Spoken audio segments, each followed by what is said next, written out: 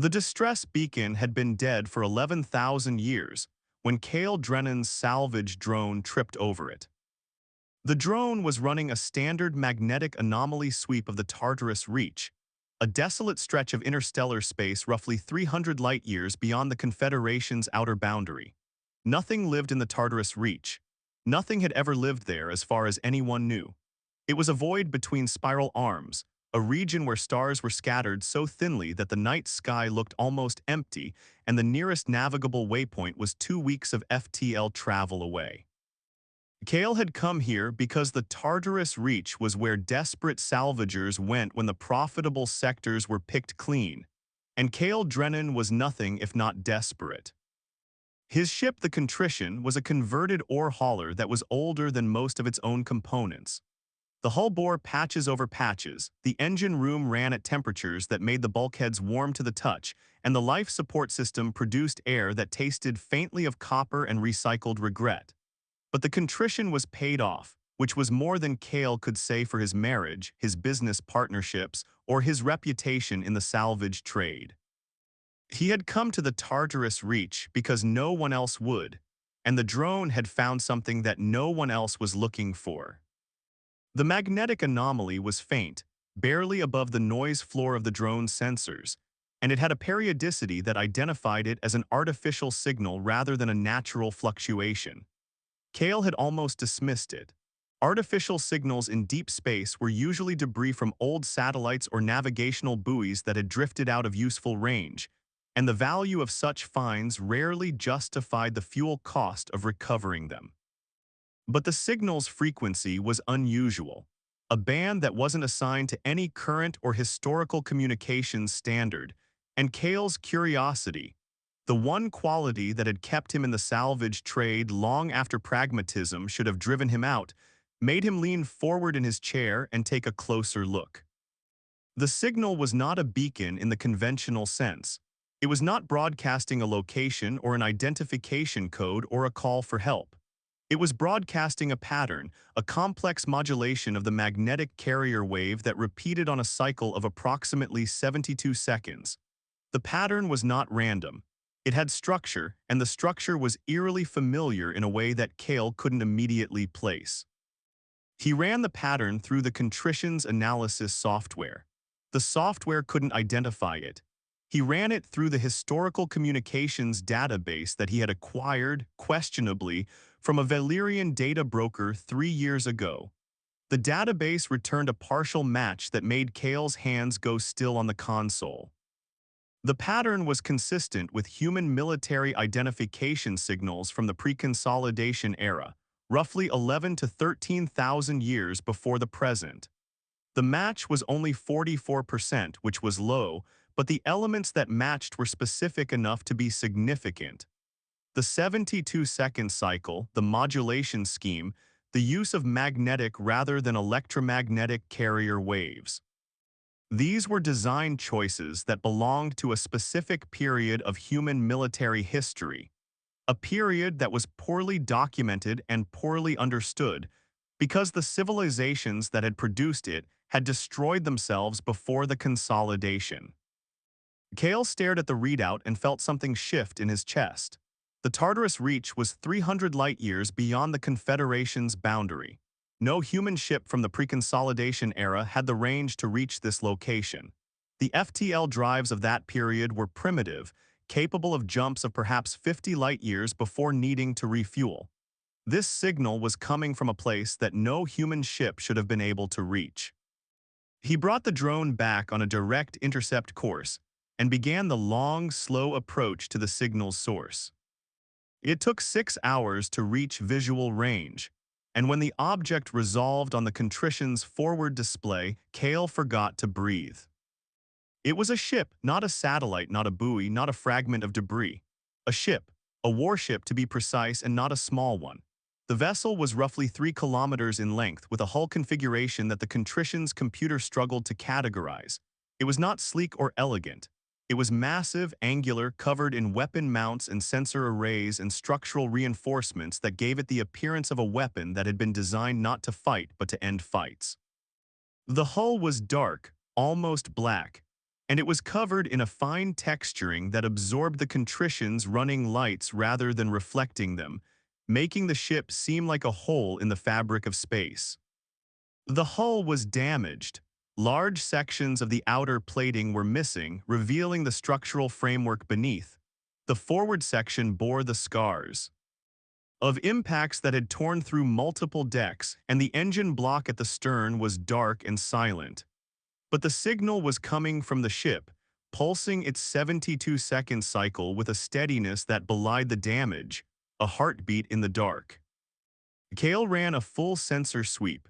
No active power signatures, no biological life signs, no thermal emissions above ambient background. The ship was cold and dead except for the signal, which continued to pulse with the mechanical patience of a system that had been designed to outlast everything around it. He should have reported it. Protocol demanded that any preconsolidation artifact of this significance be reported to the Confederation's Bureau of Antiquities, which would dispatch a proper research team and secure the find for the public trust. Kael would receive a finder's fee, a modest sum that would keep the contrition running for another few months, and the ship would disappear into the bureaucracy of archaeological management, studied by academics and locked away in a museum or a research facility. Kael had spent 15 years watching other people profit from his finds. He had discovered 3 preconsolidation artifacts in his career, and all 3 had been claimed by institutions that had the legal authority to take them and the political power to ensure that the finder was compensated at a rate that was insulting rather than rewarding. He was tired of being the person who found things for other people to own. He brought the contrition alongside the Dreadnought and began looking for an entry point. The hull breaches in the forward section provided access. Kael suited up, checked his suit's seals 3 times, and crossed to the Dreadnought on a tether line, his suit's lamps cutting pale cones of light through the absolute darkness of the vessel's interior. The breaches were large enough to walk through, jagged openings in the hull that revealed decks that had been exposed to vacuum for 11,000 years. The interior was dark and cold and still, the corridors and compartments frozen in the state they had been in when the ship had been abandoned. Kael moved through the ship with the careful efficiency of a salvager who had explored dozens of derelicts. The corridors were wide, designed for a crew that was larger than any modern warship carried. The walls were covered in markings, human text in a script that his suit's translator could partially decode, labels and warnings and directional signs that gave the dead ship a quality of eerie normalcy. This was a place where people had lived and worked, had walked these corridors and slept in these quarters and eaten in this mess hall, and the traces of their lives were still visible in the small details that time and vacuum had not erased. A coffee cup, fused to a table by millennia of thermal cycling. A book, its pages crystallized into brittle sheets that would disintegrate at a touch. A photograph, its image long since faded, but its frame still mounted on a bulkhead where someone had placed it 11,000 years ago. The signal was stronger deeper in the ship. Kael followed it through the damaged forward sections, climbing over debris and squeezing through collapsed bulkheads until he reached a point where the damage ended and the ship's interior became intact. The transition was abrupt. One moment he was climbing through a wreckage of twisted metal and shattered decks, and the next he was standing in a corridor that was pristine, its walls smooth and unmarked, its lighting strips dark but visibly intact, its atmosphere controls showing green status indicators on a panel beside a sealed hatch. The hatch was labeled in the same preconsolidation script. Kael's translator rendered it as Command Authority Access Only. The signal was coming from behind this hatch. Kael placed his hand on the hatch. The metal was cold as the void outside, and there was no indication that the hatch was powered or functional. But the signal was pulsing on the other side, strong and steady, and Kael had come too far to stop at a locked door. He used his suit's plasma cutter to carve through the hatch's sealing mechanism. The metal resisted, dense and tough, far more resistant than any hull material he had encountered in a modern vessel. The cutter struggled, its tip glowing white-hot, and it took him 20 minutes to cut through the seal. When the hatch finally gave way, it swung inward on hidden hinges that still functioned after 11 millennia, and Kael stepped through into a space that made him stop in his tracks. It was a chamber roughly circular, perhaps 30 meters in diameter, with a ceiling that arched overhead in a dome that was covered in a fine lattice of something that glowed with a faint blue luminescence. The light was not electric. It was biological, or something that mimicked biology, a living glow that emanated from the lattice itself, pulsing gently with the same 72 seek. ND rhythm as the signal. The chamber was warm. Not the warmth of active heating systems, but a residual warmth that had been maintained at a constant level for 11,000 years by some process that Kael's suit sensors could not identify. At the center of the chamber was a chair. Not a command chair in the military sense, but something more like a throne, a large, ornate seat that seemed to grow from the floor rather than having been placed upon it. The chair was surrounded by the same blue-lit lattice that covered the ceiling, and the lattice connected to the chair in ways that were both structural and organic, as if the chair were a part of the chamber's architecture in the same way that a heart is a part of a body. And the chair was occupied. If you're enjoying this story, take a quick moment to like this video and subscribe to the channel. I really want to know what you think is in that chair and why the ship was waiting, so drop your best guesses in the comments below. Now, back to the story. The figure in the chair was human, male by the proportions, wearing a uniform that bore insignia that Kael's suit camera recorded but that he couldn't interpret. The figure was not alive in any biological sense. It was preserved perfectly and completely, its body seated in the chair with its hands resting on the armrests and its eyes closed. The preservation was not the result of cold. The chamber was warm. It was not the result of chemical treatment. There were no preservation systems visible, no tanks or fluids or seals. The figure was simply there, intact, as if the processes of decay had been suspended by an act of will rather than an application of technology. The blue lattice pulsed, 72 seconds, a heartbeat. Kael approached the chair slowly, his suit sensors streaming data that he was barely processing. The figure's face was calm, the features relaxed, the expression one of peace rather than pain. Whoever this person had been, they had not died in terror or agony. They had sat in this chair and closed their eyes and let go, or been let go, in a way that had left no mark of distress. Kael reached the chair and looked at the face.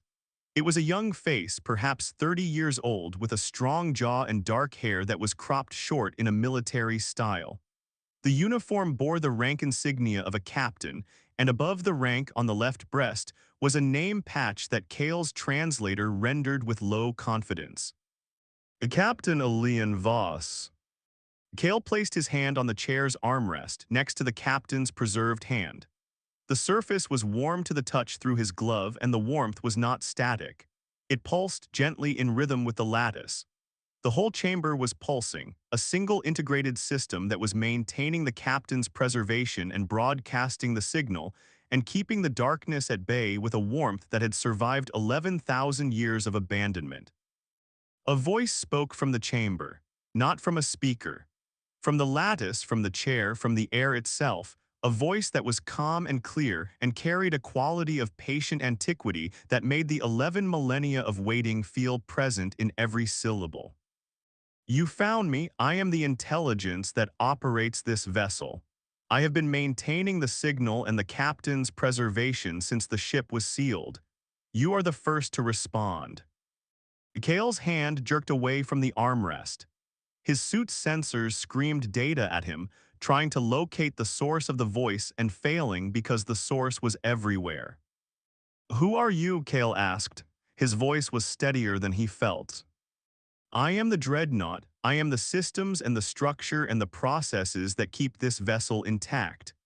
I was created by the crew of this ship to serve as its operational intelligence, and when the crew could no longer function, I was given final orders by Captain Voss: maintain the ship, maintain the captain, broadcast the signal, wait. Wait for what? For someone to come. for someone who could carry what this ship carries to a place where it could be used. Well, what does it carry? The sum of everything this crew knew about the threat that destroyed them, the Valagation, a phenomenon that reduces the complexity of intelligent systems, biological and artificial alike. It does not destroy, it simplifies. It turns civilizations into shadows of themselves and then it moves on to the next. This ship was built to fight it, the last ship of a fleet that failed.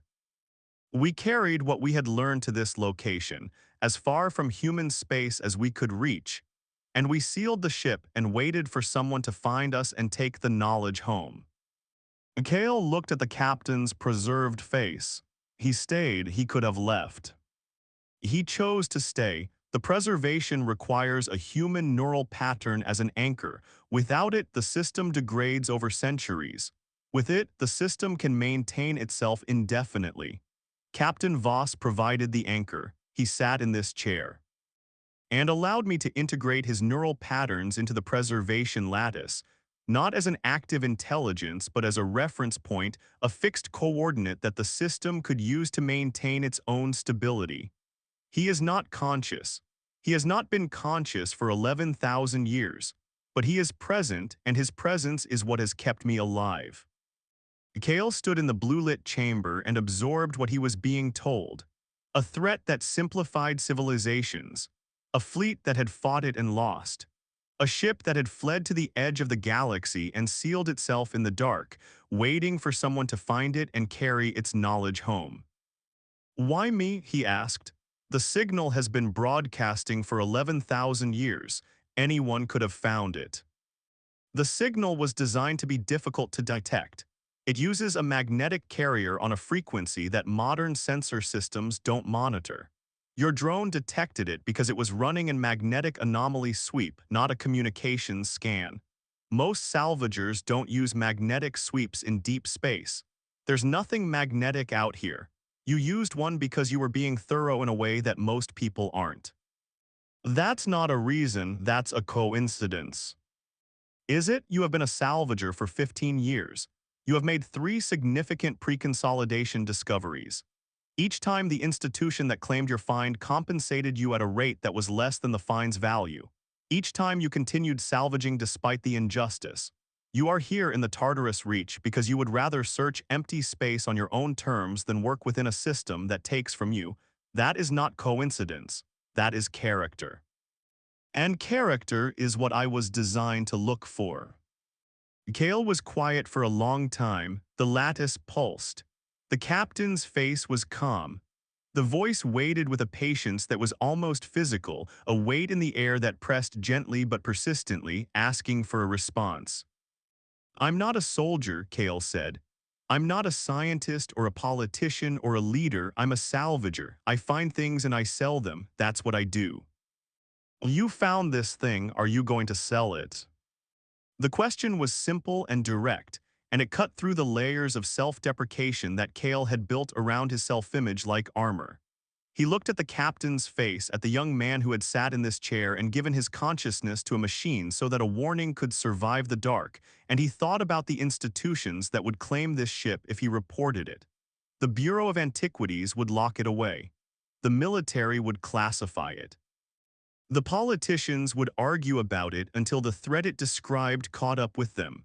And Captain Elian Voss would become a specimen in a jar, studied and catalogued and forgotten. "No," Kael said, "I'm not going to sell it." "Then what are you going to do?" Kael thought about the contrition, his battered, overheating, copper-smelling ship that was all he owned in the universe. He thought about the 15 years of finding things for other people, and the debts and the divorces and the reputation that had driven him to the edge of known space. He thought about a young captain who had given everything so that a warning could outlive him, and who had trusted in some final calculation that someone would come who would do the right thing instead of the profitable thing. "I'm going to take it home," Kael said. The Dreadnought's name was the Resolve, not the original name. The original name had been struck from the records by the Fleet Command as part of a security protocol, and the intelligence referred to the vessel only by its designation. But Kael called it the Resolve because it needed a name, and because the word described what the ship had done and what it was asking him to do. Getting the Resolve moving was not a simple matter. The ship was intact, but it was not operational. The engine block at the stern was dark, its systems dormant, and the intelligence explained that the engines had been deliberately shut down when the ship was sealed, to conserve power and to reduce the chance of detection.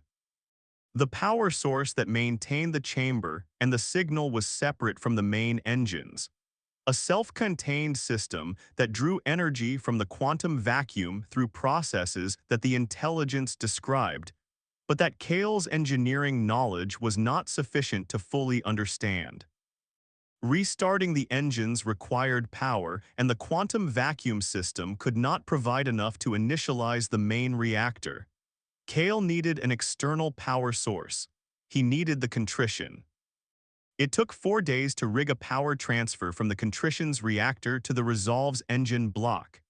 Kael worked alone, moving between the two ships on tether lines, fabricating adapters and cables from the contrition's limited stores, improvising solutions to problems that a proper engineering team would have solved in hours.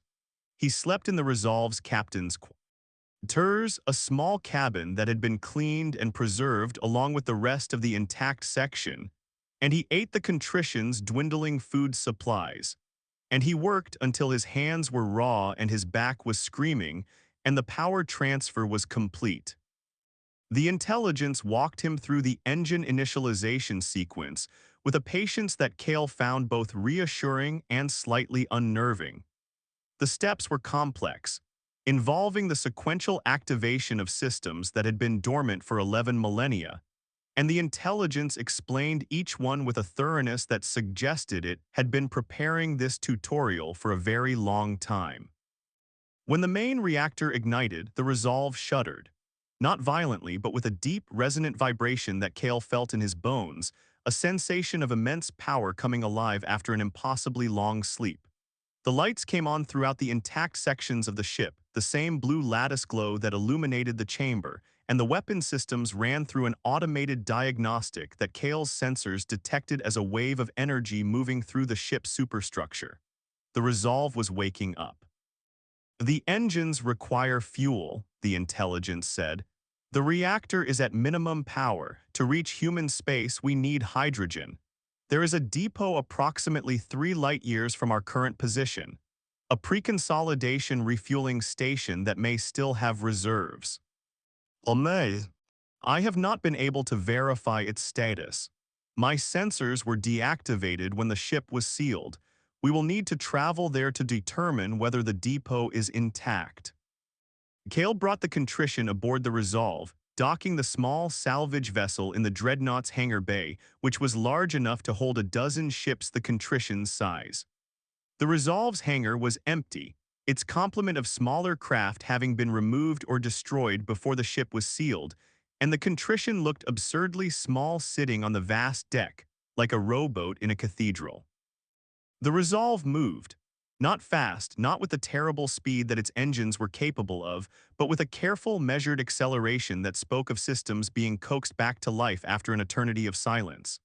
The ship turned toward the coordinates the intelligence provided, and the stars shifted, and the Dreadnought and the salvage vessel and the man who had found them moved through the void toward a refueling station that might or might not still exist. The depot was there, a small, automated facility orbiting a dwarf star that burned with a dull red light in the emptiness of the reach. The depot was intact, its systems dormant but its fuel reserves still pressurized, millions of tons of hydrogen stored in cryogenic tanks that had been designed to last for millennia. The Resolve docked with the depot and drank deeply, its tanks filling with fuel that had been waiting for 11,000 years. And when the process was complete, the intelligence reported that the ship was at full operational capacity for the first time since its sealing. "How long to reach Confederation space?" Kael asked. "At maximum FTL speed, approximately 6 days. I must caution you, however, that arriving in Confederate space in an armed dreadnought of unknown origin is likely to provoke a military response. I recommend a cautious approach." I'm not planning to sneak in, I'm planning to announce myself, loudly. The intelligence supports this approach. The knowledge this ship carries is too important for quiet channels. It needs to reach the highest levels of the Confederate government as quickly as possible, and the most efficient way to achieve that is to present a sufficiently impressive presence that the military is forced to escalate the situation to civilian leadership. Kael looked at the sensor display, which showed the Confederation's outer boundary as a thin line of navigational buoys roughly 300 light-years away. 6 days. In 6 days, he would be back in human space for the first time in 8 months, and he would be carrying a warning from a dead captain and a ship that was older than human civilization. "Take us home," he said. The Resolve jumped to FTL, and the stars stretched into lines, and the Dreadnought crossed 300 light-years in 6 days, a journey that would have taken the Contrition 6 months.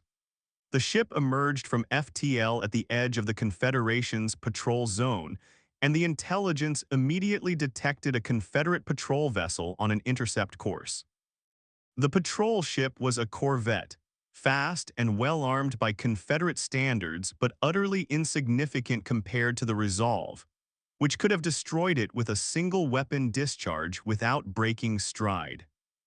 Unidentified vessel, this is the Confederate Navy corvette Vigilant. You have entered Confederate territorial space without authorization. Transmit your identification and intentions immediately or you will be fired upon. Kael opened a chat. This is Kael Drennan, independent salvage operator aboard a pre-consolidation human Dreadnought. I am carrying information of critical strategic importance for the Confederate government. I request immediate escort to the nearest system with a secure communication facility. I am not hostile. I am not armed. The weapons systems on this vessel are deactivated and will remain so. Please acknowledge. The silence that followed lasted approximately 40 seconds. Then the Vigilant responded, its voice carrying the carefully controlled tone of someone who was relaying information to superiors and waiting for instructions. Mr. Drennan, please maintain your current position and speed. Do not activate any systems. An escort is being dispatched. Do not deviate from your present course. Kael sat in the Resolve's command chair, the same chair that Captain Voss had sat in during the ship's original commissioning, and waited. The intelligence had moved the ship's navigation and engineering functions to the chamber where the captain was preserved, so Kael had relocated there, preferring the blue-lit warmth of the preservation chamber to the vast, empty bridge that felt like a museum of a dead era. He looked at Captain Voss's face, the young man who had given his consciousness to a machine so that a warning could survive. What had he felt in those final moments? Had he been afraid? Had he been at peace? Had he known with the certainty of a person who has made an irrevocable decision that what he was doing mattered?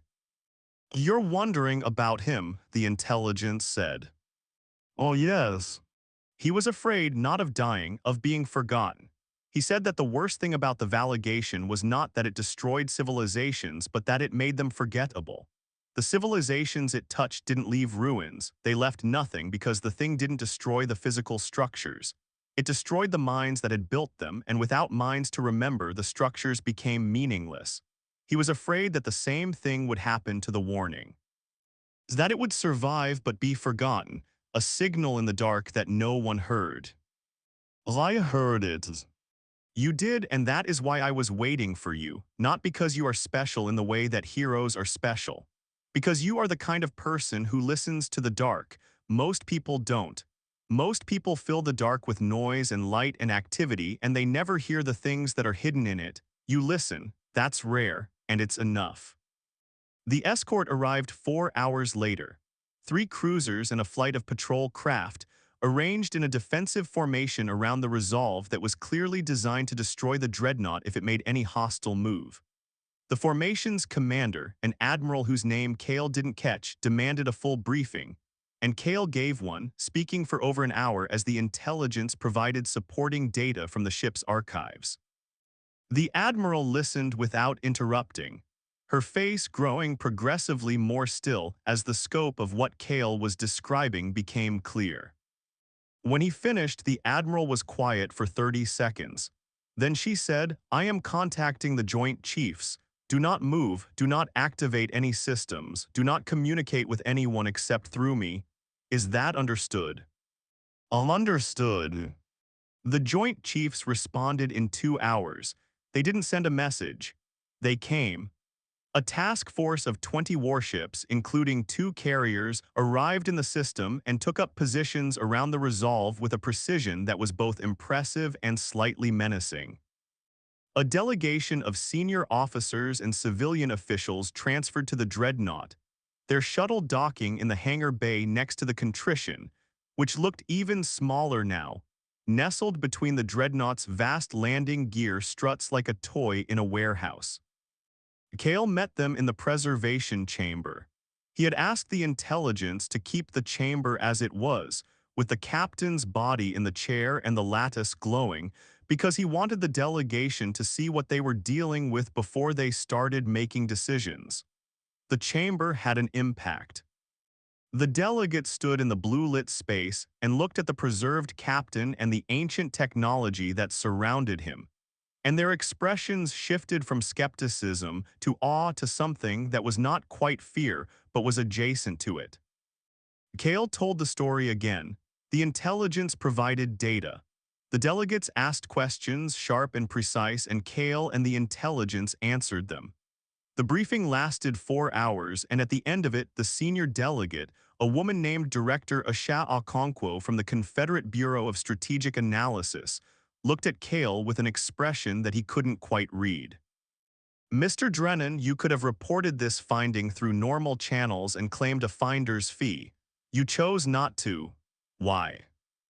"Because normal channels would have buried this. The Bureau of Antiquities would have classified it, the military would have argued about who owned it. The politicians would have spent years deciding what to do, and while they were deciding, the Valagation would have kept moving. I found something that can't wait for bureaucracy." "And what do you think should be done?" "I think the data this ship carries needs to be analyzed by the best minds in the Confederation, immediately. I think the outer colonies need to be assessed for signs of Valagation influence. And I think Captain Voss deserves better than a catalog number in a government archive." Director Okonkwo looked at the captain's face for a long time. The intelligence said the captain is not conscious, that his neural patterns are being used as a reference point, not as an active intelligence. That's what the intelligence said. But the intelligence also said that the captain chose to stay. He gave himself to this ship. He's been here in some form for 11,000 years. I think he deserves to know that someone came. That's not scientifically meaningful. No, it's humans. Alconkwa was quiet for a moment, then she nodded. The Confederate Council will need to make the final decisions about the data and the ship, but I will recommend that Captain Voss be treated with the respect due to his rank and his sacrifice.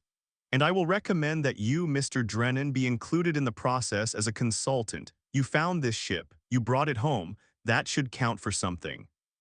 It counts for everything, Kael said quietly. The weeks that followed were the most intense of Kael's life. The Resolve was moved to a secure facility in the Sol system, and the data extraction began. The ship's archives were enormous, containing detailed records of the Valagation's behavior, the fleet's engagements, the technologies that had been developed to fight it, and the theoretical frameworks that had been under development when the fleet was destroyed.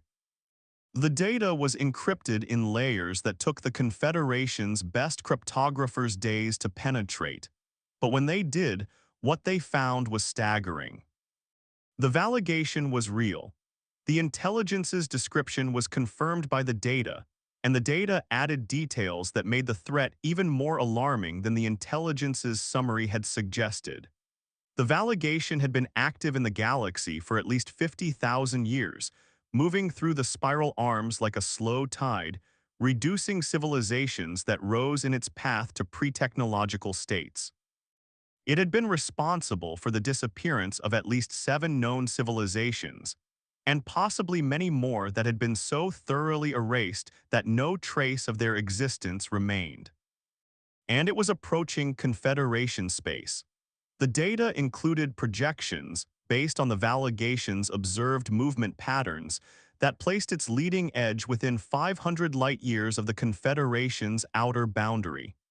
At its current rate of advance, it would reach the outer colonies within 2 to 3 centuries. The Confederate Council convened an emergency session. The session was classified at the highest level, but Kael, as a consultant, was permitted to attend.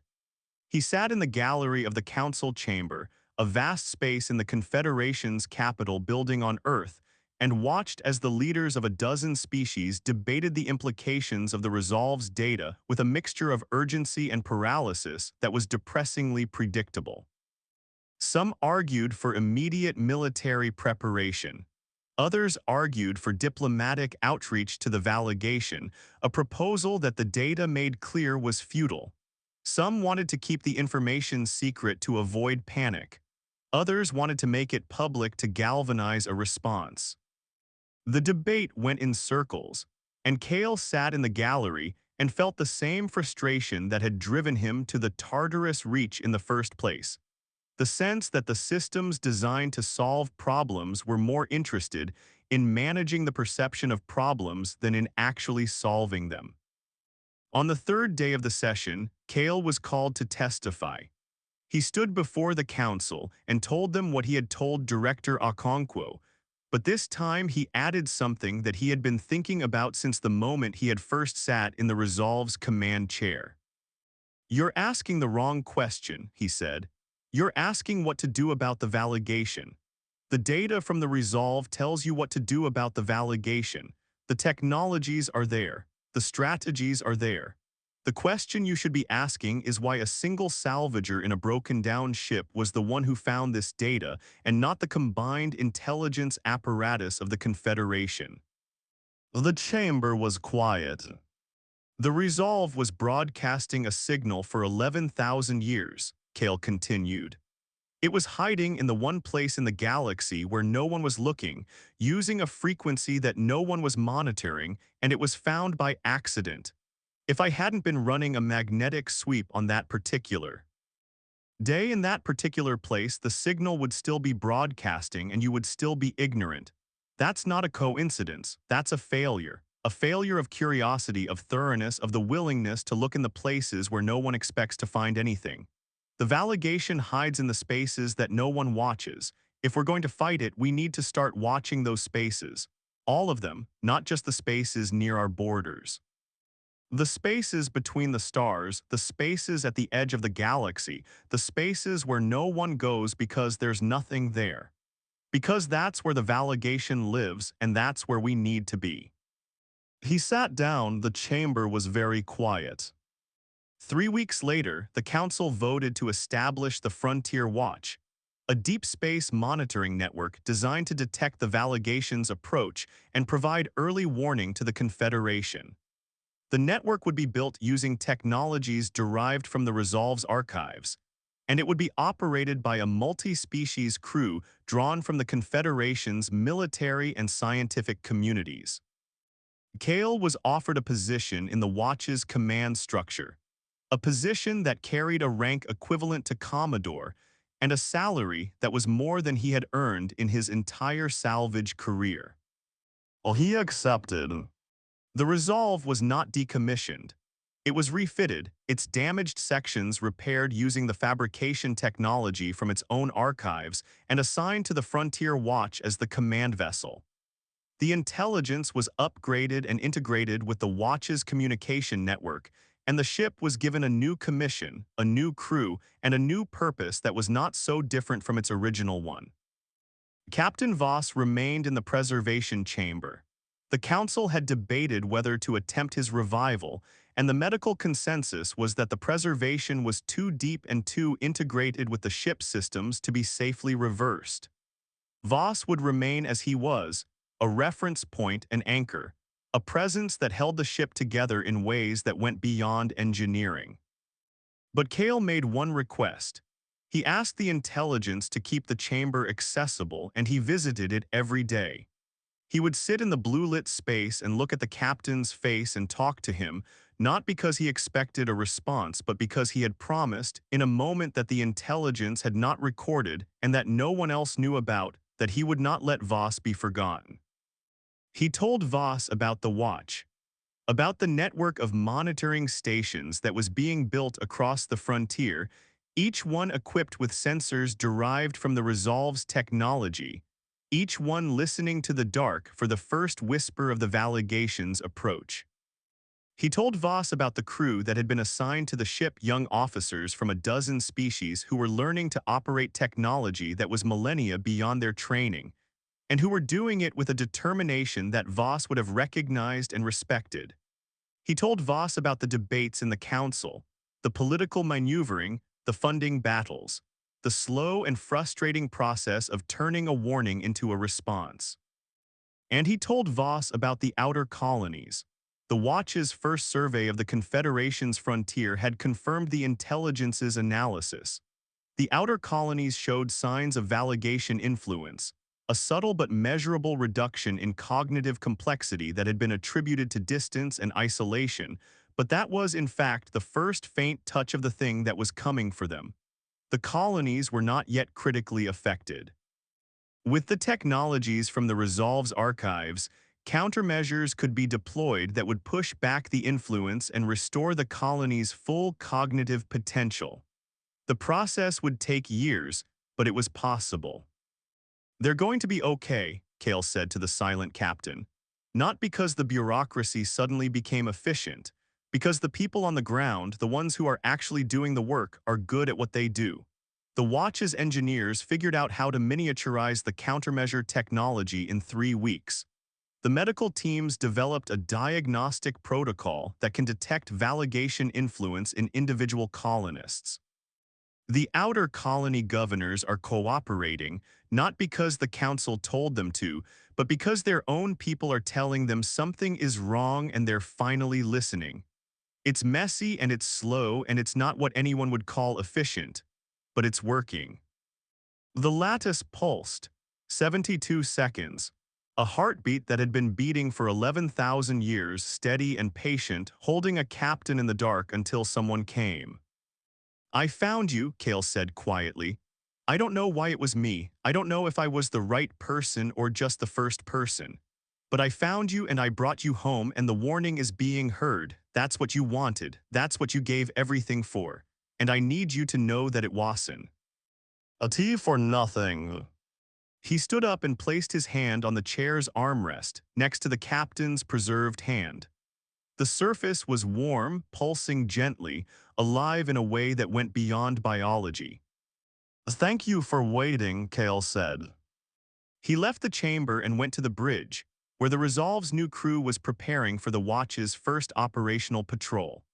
The ship was alive now, not just the preservation chamber but the whole vessel, its corridors lit and its systems humming and its weapon systems on standby, ready to fight a battle that had been lost once before but that might, with the knowledge the ship carried and the people who were willing to use it, be won the second time.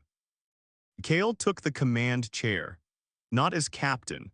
The Resolve had a new captain, a young woman named Lieutenant Commander Sira Okafor, who had been assigned to the ship against her own protests that she wasn't qualified, and who had turned out to be exactly as qualified as the intelligence had predicted when it had recommended her for the position. Kael sat in the chair as a consultant, an advisor, the man who had found the ship and brought it home and who now served as a bridge between the dead era that had built the Resolve and the living era that needed it. "Commander Okafor," he said, "take us out." The Resolve moved.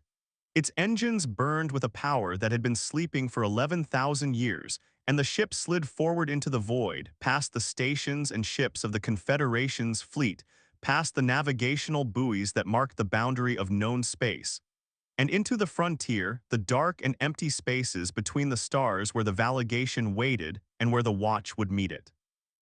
Kael sat in the command chair and felt the ship move beneath him, and he thought about Captain Elian Voss, a young man who had sat in the same chair and had looked out at this same void and had made a choice that had echoed across 11,000 years. Voss had not been a hero in the dramatic sense.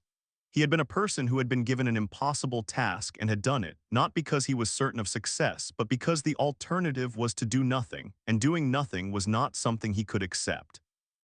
That was the lesson of the resolve, not that humanity could build amazing things, though it could.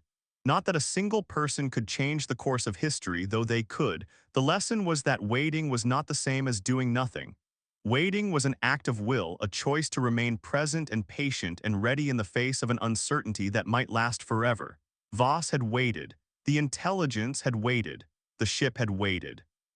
And Kael had come not because he was special, but because he was there, and because being there was enough. The Resolve sailed into the dark, its lights blazing, its sensors sweeping, its crew watchful. Behind it, the Confederation was stirring, awakening to a threat it had not known existed, mobilizing resources and knowledge and willpower that had been dormant until a salvager in a broken-down ship had found a signal in the void and had chosen to follow it. The Valagation was out there. The Watch would find it. And when they did, the Resolve would be ready, a ship that had been built to fight a war that had been lost, refitted and recommissioned to fight it again, carrying the knowledge and the courage and the stubborn, patient refusal to give up that was humanity's greatest and most underrated strength. The stars stretched ahead, cold and distant and full of things that had been hidden for too long. The Resolve sailed toward them, and the lattice in the preservation chamber pulsed its steady rhythm, and Captain Elian Voss waited in his chair as he had waited for 11,000 years with the quiet certainty that someone would come. Someone had come, and the waiting was over.